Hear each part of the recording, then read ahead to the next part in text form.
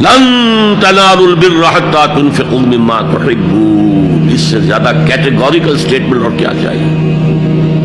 لن کے ساتھ جو نفی ہوتی ہے فعل مضارع میں انتہائی مؤکد، ہرگز نہیں پہنچ سکتے نیکی کے مقام کو جب تک کہ خرچ نہ کرو ان میں سے جو چیزیں تمہیں پسند ہے۔ قمیض پھٹ گئی ہے، بوسیدہ دے دو کسی کو، یہ نہیں ہے خیرات و صدقات، بلکہ جو تمہیں محبوب ہو۔ لن تنالوا البر، بر کے مقام تک نہیں پہنچ سکتے۔ پھر میں کہہ رہا ہوں عابد ہو سکتے ہو، زاہد ہو سکتے ہو، علم کا معاملہ ہے، محدث ہو سکتے ہو، مفسر ہو سکتے ہو، فقیہ ہو سکتے ہو، مفتی ہو سکتے ہو، سب کچھ ہو سکتے ہو، قرآن مجید کی روح سے نیک نہیں کہلا سکتے۔ وآت المال علی حبہ، اب اس میں جو ترتیب میں نے کہا تھا، الاقرب فالاقرب، الاقرب فالاقرب، سب سے پہلے ذوی القربیٰ، اور اس میں اکثر و بیشتر ہم سے کوتاہی ہوتی، دور دراز کے لوگوں کے ساتھ نیکی ہو رہی ہے، سگے بھائی کی بیوہ اور یتیم بچے جو ہیں وہ محروم ہیں، انہوں نے اس وقت یہ کر دیا تھا، یہ کر دیا تھا۔ ظاہر بات ہے کہ رشتہ داروں سے تو شکایتیں ہوتی ہیں، یہ تو ہمیشہ ہمارے مخالف رہے جی، ان کی ہم کیسے مدد؟ اگر تو اللہ کے لیے دینا ہے تو پہلا حق ان کا ہے، من احب للہ وابغض للہ واعطى للہ ومنع للہ، اللہ کے لیے دیا ہے اگر تو اپنے اس نفس کی جو انتقام کا جذبہ ہے اس کو کچلو، اور جس کا سب سے پہلا حق ہے اس کو پہنچاؤ۔ حق بحقدار رسید، ذوی القربى والیتامى، جو بے سہارا رہ گئے، باپ کا سایہ نہ، والمساکین، مساکین کسے کہتے ہیں؟ مسکنت کہتے ہیں کم ہمتی۔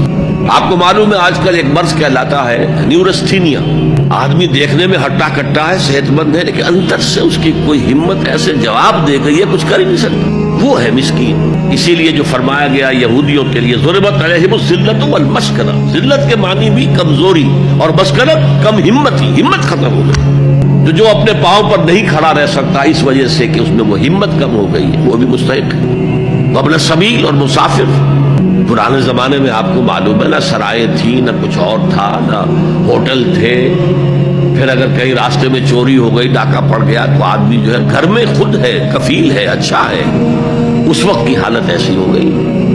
ہمارے ہاں بیگرز نے اسی کو ایک بہت بڑا بہانہ بنایا ہوا، جی میں آیا تھا وہاں سے اور یہاں سے اور میری جیب پھٹ گئی، سب کچھ چلا گیا، اب مجھے واپس جانے کے لیے کرایہ چاہیے۔ اکثر و بیشتر جھوٹے کیسز ہوتے ہیں۔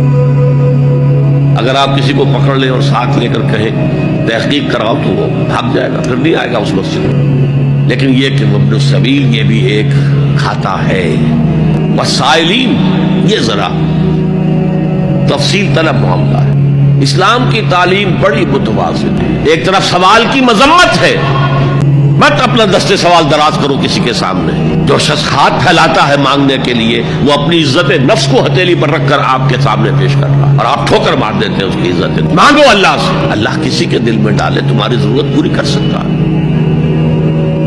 بغیر اس کے کہ تم کسی کے سامنے دستے سوال دراز کرو۔ تو سخت مذمت ہے، اور خاص طور پر بیگری جو ایک انسٹیٹیوشن بن گیا ہے، ایک پیشہ بن گیا ہے، وہ تو اسلام کی تعلیمات کے منافی ہے۔ اور جس طرح کی ہم خیرات بانٹتے ہیں، 5 روپے کا نوٹ دے رہے ہیں مانگنے والوں کو مسجدوں کے باہر، سمجھ رہے ہیں ہم نے حاتم طائی کی خبر کو لات مار دی، حالانکہ حقیقت میں آپ انسٹیٹیوشن